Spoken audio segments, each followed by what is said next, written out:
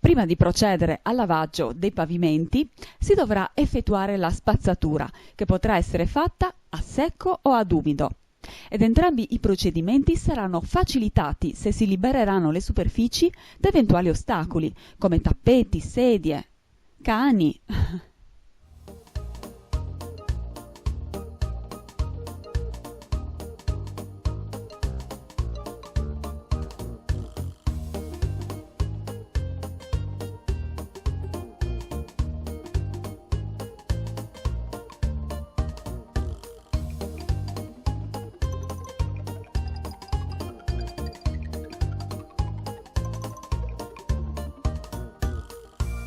E cavi elettrici se presenti.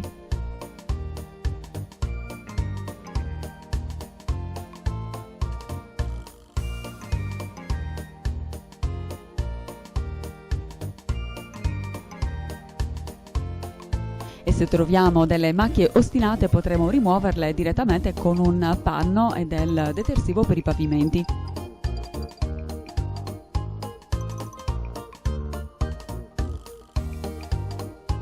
Siamo ora pronti per il lavaggio. Utilizzeremo il sistema dei due secchi di colore diverso, in cui metteremo in uno l'acqua per il risciacquo e nell'altro l'acqua con il detergente. In questo caso ho utilizzato un detersivo per i pavimenti ecologico della marca Dual Power, che è universale, quindi va bene per tutti i tipi di pavimento, non necessita di risciacquo, e l'ho acquistato in un supermercato vicino a casa, anche se in realtà io preferisco utilizzare quelli della Winnis, ma non li ho trovati e comunque mi sono trovata bene ugualmente. Per i casi di emergenza in cui necessito di una pulizia un po' più aggressiva, come quando i cagnolini mi lasciano un regalino, mi trovo molto bene con il Bref, perché pulisce realmente in modo approfondito. Va bene per tutti i tipi di pavimento, anche per il marmo, ha un'asciugatura veramente rapida e la fragranza è persistente, perché è capace di neutralizzare anche l'odore dei bisognini. Utilizzerò il secchio rosa per l'acqua pulita con il detergente. Verserò 5 litri di acqua calda, all'incirca metà secchio. E nel secchio rosso verserò 10 litri di acqua calda che utilizzerò per il risciacquo del fiocco. Riempirò il secchio quasi fino al bordo. E verso un misurino di detergente nel secchio rosa.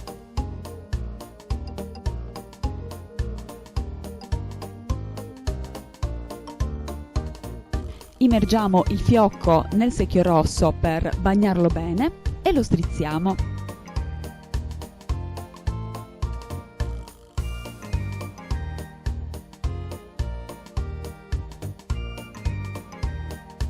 Lo immergiamo ora nel secchio rosa con l'acqua e detergente, però solo fino a metà della frangia. Lo strizziamo e lo passiamo sul pavimento. Iniziamo il lavaggio partendo dal punto più lontano rispetto alla porta e indietreggiamo in modo tale da non porre mai piedi sul bagnato. Facciamo prima i bordi e poi il centro con un movimento a S.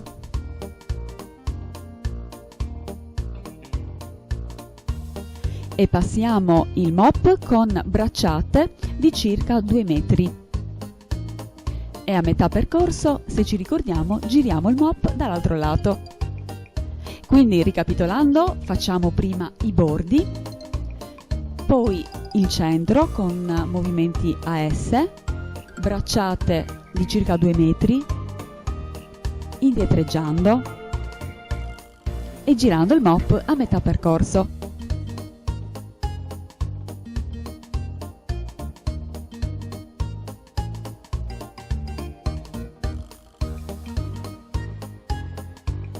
Due parole anche riguardo alla postura. Se dobbiamo passare il mop sotto i divani non pieghiamo la schiena in avanti, ma abbassiamoci flettendo le gambe e accompagniamo il movimento spostando il peso del corpo da una parte all'altra delle gambe e cerchiamo di tenerle il più possibile divaricate per non sforzare eccessivamente la schiena.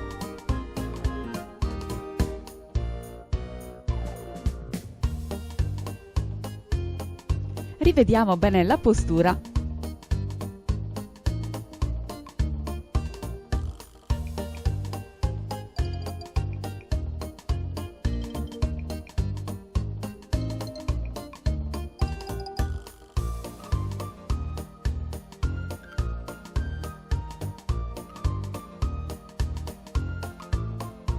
E dopo averlo passato su circa 6-7 metri quadri siamo pronti per risciacquare il fiocco nel secchio rosso.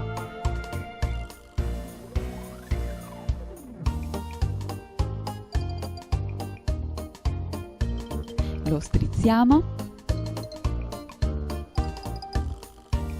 lo immergiamo nel secchio rosa con l'acqua detergente per metà frangia, lo strizziamo e siamo pronti per ripassarlo. Usando il metodo a due secchi ci si impiega sicuramente più tempo, ma il risultato delle pulizie è migliore rispetto al metodo con un secchio solo. E utilizzando un fiocco con secchio autostrizzante non avremo bisogno di chinarci e le mani non saranno sempre a contatto con l'acqua al detergente. Se il pavimento è molto sporco possiamo passare il mop poco strizzato, lo lasciamo agire e poi lo ripassiamo ben strizzato. E un'altra cosa molto importante, ricordiamoci che l'acqua contenuta nel secchio rosso e quindi utilizzata per il risciacquo deve essere cambiata spesso, perché usare acqua sporca significa distribuire una maggior quantità di germi rispetto alla superficie prima di iniziare la pulizia. Se vogliamo procedere alla disinfezione dei pavimenti dobbiamo però attendere la completa asciugatura per una maggiore efficacia del disinfettante e possiamo utilizzare lo stesso secchio con l'acqua e il detergente, però ovviamente prima lo dovremo svuotare e risciacquare e riempire con 5 litri di acqua fredda. Io come disinfettante per i pavimenti utilizzo la candeggina Ace profumata e verso, come riportato in etichetta, un bicchiere di candeggina in 5 litri di acqua fredda. Ricordatevi che la candeggina va sempre utilizzata con acqua fredda perché con acqua calda perde efficacia e tutti i detersivi che riportano nell'etichetta il simbolo irritante non vanno mai utilizzati con l'acqua calda perché emanano vapori tossici. Assicuriamoci che le finestre siano ancora ben aperte e stendiamo il disinfettante su tutta la superficie del pavimento senza risciacquare.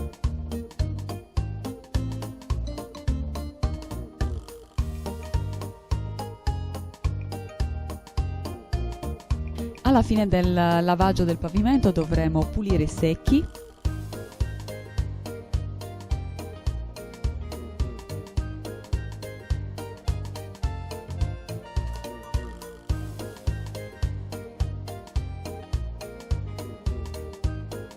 e il mop.